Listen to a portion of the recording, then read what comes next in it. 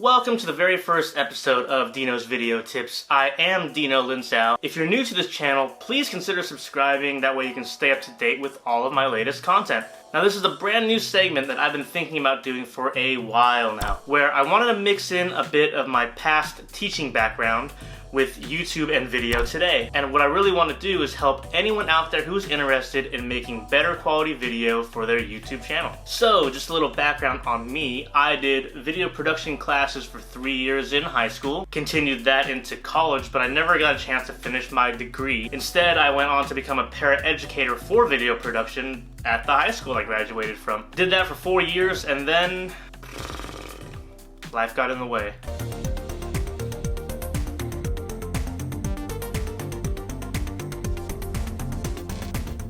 I started working and video fell at the wayside. But then along comes YouTube. All of a sudden, my creative side started to come back out again, and I felt like it was the right time to get back into the field that I grew up loving so much. And boom, here we are, where I will attempt to pass on some very basic, very basic knowledge that I've picked up along the way during my filming experience, and help all of you out there that are following me, all 42 of you, that's what I'm currently sitting at, make better videos. But I do feel that I can help with a particular niche of aspiring creatives on YouTube that want to learn some introductory things when it comes to video production and how to make better quality video for their channel. So with that being said, let's get into the very first lesson of this series, frame rates in video.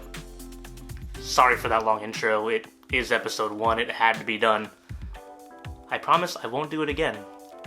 So what is frame rate and why does it matter in terms of me making a video? No matter what camera you're using, whether it's a budget-friendly mirrorless camera like the Panasonic G7 that I'm filming on right now, can't really show you. Actually, yeah, I'll show you right now.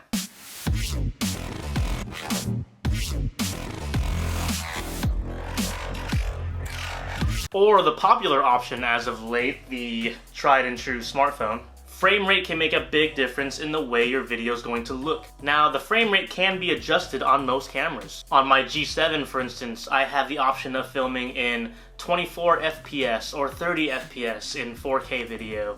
I also have the options of 24 FPS, 30 FPS, and 60 FPS in 1080 HD. And we'll get into what all those numbers mean in just a second. Now, it's been universally discussed and accepted that the human eye sees video in the most realistic form at 24 FPS. Now, what does that mean? That means 24 frames per second. Basically, your eye is seeing 24 images in 1 second. That creates the motion effect, and that speed is the most pleasing to the eye in terms of motion blur and realistic looking movement. So when should you be filming in this speed? In most cases, you're going to be using the speed when filming regular motion video. Stuff that you don't plan on slowing down or speeding up.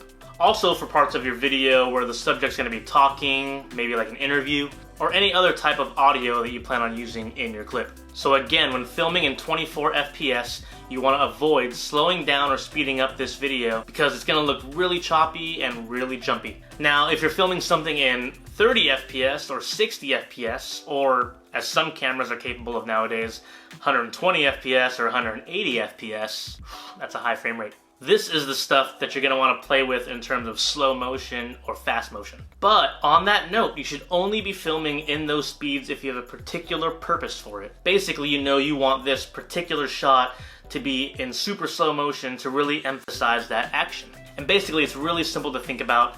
The higher the FPS, the more you can slow it down in editing. And it'll still look nice and smooth.